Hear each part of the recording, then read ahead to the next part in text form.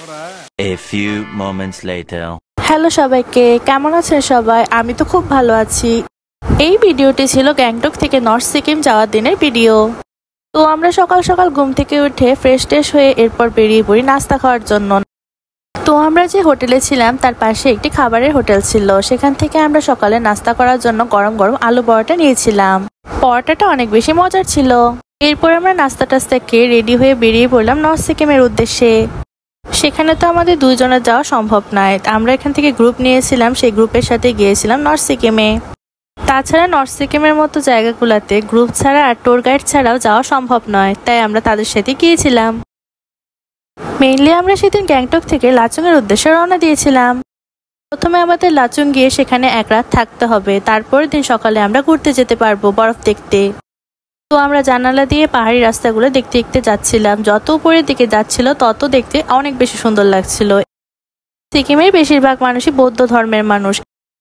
সিকিমের রাস্তায় রাস্তায় এই ফ্ল্যাগগুলো দেখা যায়। এই ফ্ল্যাগগুলোর মধ্যে বৌদ্ধ মন্ত্র লেখা আছে, তারা এগুলো অনেক মানে। আমরা জানালা দিয়ে এই পাহাড়ি রাস্তার সৌন্দর্য উপভোগ করছিলাম। চারিদিকে সুন্দর সবুজ গাছপালা আর মাঝখানের আঁকাবাঁকা পাহাড়ি রাস্তা, দেখতে অনেক বেশি সুন্দর লাগছিল। আর সিকিমের রাস্তায় রাস্তায় এরকম অনেক বৌদ্ধ মন্দির চোখে পড়ে। তো বেশ কিছুক্ষণ যাওয়ার পর রাস্তায় আমাদের গাড়ি এক জায়গায় স্টপ দেয়। এখানে লাচুং যাওয়ার রাস্তায় একটি ঝর্ণা ছিল, সেই ঝর্ণাটা দেখানোর জন্য আমাদের ট্যুর গ্রুপ থেকে সেখানে স্টপ দিয়েছিল গাড়িটা। জায়গাটার নাম ছিল বাটারফ্লাই ঝর্ণা। ঝর্ণাটা ছোট হলেও দেখতে ভালোই ছিল। আমরা এখানে কয়েকটা ছবি তুলে নেই। সবার ছবি তোলা হয়ে গেলে আমাদের গাড়ি আবার স্টার্ট হয়ে যায়। আমরা পাহাড়ের বেশ অনেকটা উপরে চলে গিয়েছিলাম। এগুলো ছিল পাহাড়ের ভিতরে একদম বড় বড় পাথর। আর পাহাড় হওয়াতে এখানে জায়গায় জায়গায় অনেক ছোট ছোট ঝর্ণা দেখা যাচ্ছিল। আসলে এই ঝর্ণাগুলো বৃষ্টির দিনে হয়তো আরো বড় আকার ধারণ করে। আমরা তো বৃষ্টির দিন ছাড়া গিয়েছিলাম, তাই হয়তো এতটা বড় ছিল না। বেশ কিছুটা রাস্তা যাওয়ার পর আমাদের গাড়ি দুপুরের খাবারের জন্য স্টপ দিয়েছিল এই জায়গাটাতে। এখানে আমরা আমাদের দুপুরের খাবার খেয়ে নিই আর কিছুটা ফ্রেশ হয়ে নিই।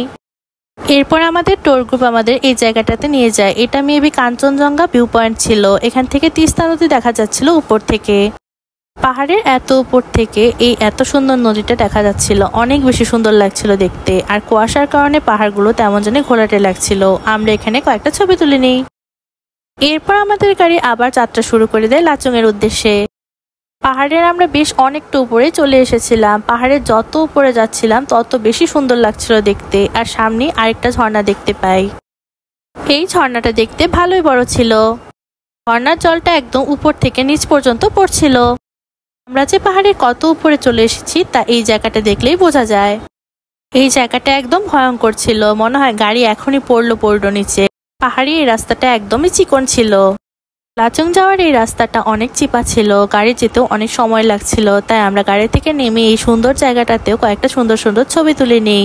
সাথেই ছিল তিস্তা নদী। কত বড় বড় পাহাড় দেখলেই বোঝা যাচ্ছে, একদম পাথরগুলো অনেক বড় বড়।